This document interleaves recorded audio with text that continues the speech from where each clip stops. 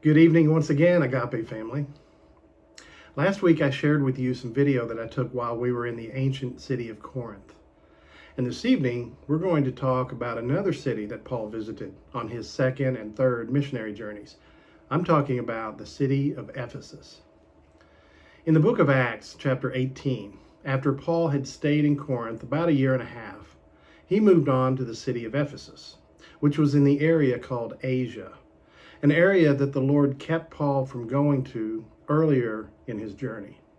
You can read about that in Acts chapter 16.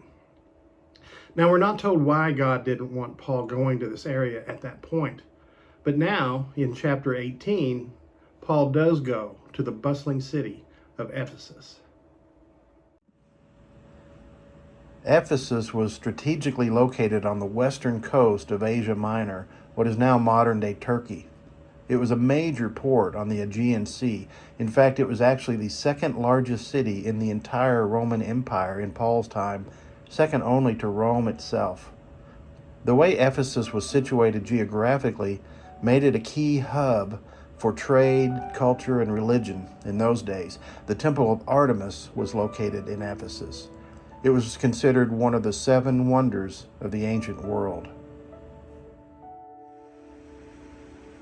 Paul's first visit to Ephesus wasn't a long stay. However, his newfound friends that he had met in Corinth, Aquila and Priscilla, came with him to Ephesus when Paul left that city. Paul established a church in Ephesus, leaving Aquila and Priscilla there as he returned home. His third missionary journey would bring him back a couple of years later, when he would stay in Ephesus for about 3 years. You can read about that in Acts chapter 19.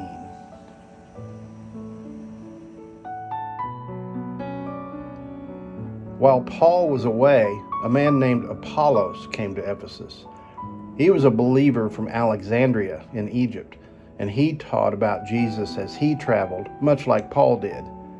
However, Acts 18:26 tells us that when Aquila and Priscilla heard him, they invited him to their home and explained to him the way of God more adequately.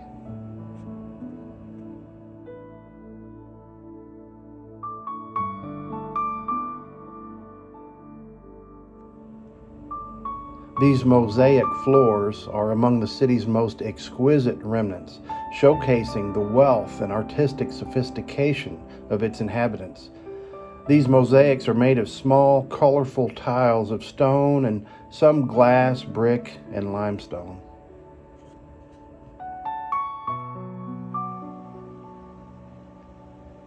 By the time Paul returned to Ephesus on his third missionary journey, Apollos had moved on to Corinth.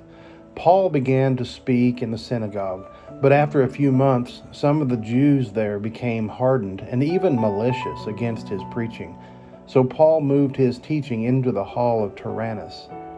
Although this Hall of Tyrannus has not specifically been identified by archaeologists, some scholars believe the area around the Library of Celsus might be a potential site based on some inscriptions found in that area.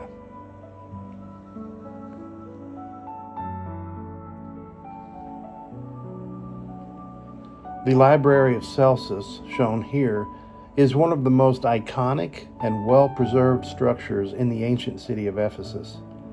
It symbolizes the city's cultural and intellectual prominence during the Roman Empire. This library was constructed between 110 and 135 AD, which means it was built after the Apostle Paul's time in Ephesus.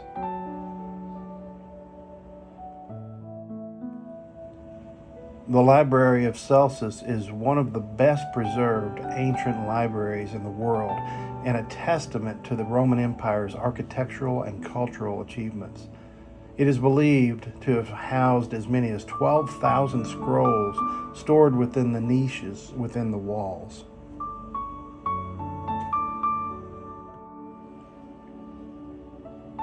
In Paul's time, Ephesus was a thriving city and a commercial hub, making it a good place for a tent maker like Paul to find work.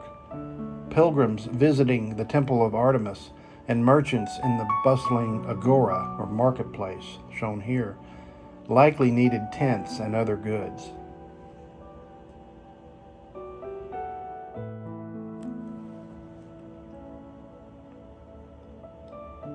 This marketplace would have been an excellent venue for Paul to preach the gospel. It is very likely that Paul engaged with the people of Ephesus here. His mission was marked by a broad and public dissemination of the gospel, making the agora an ideal setting for his outreach.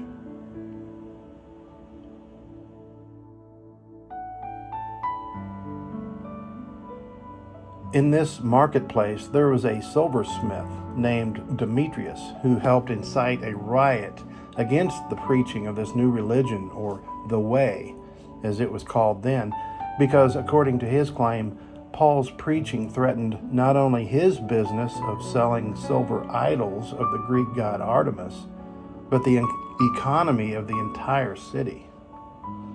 This uprising culminated in a near riot in the city's great theater, a massive open-air venue that was one of the largest and most impressive theaters in the ancient world.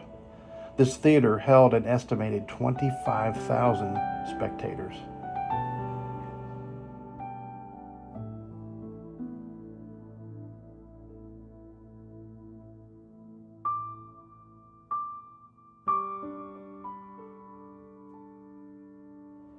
Ephesus is one of the most well-preserved archaeological sites in the world, and it remains a testament to the grandeur of the ancient world and its pivotal role in the spread of early Christianity.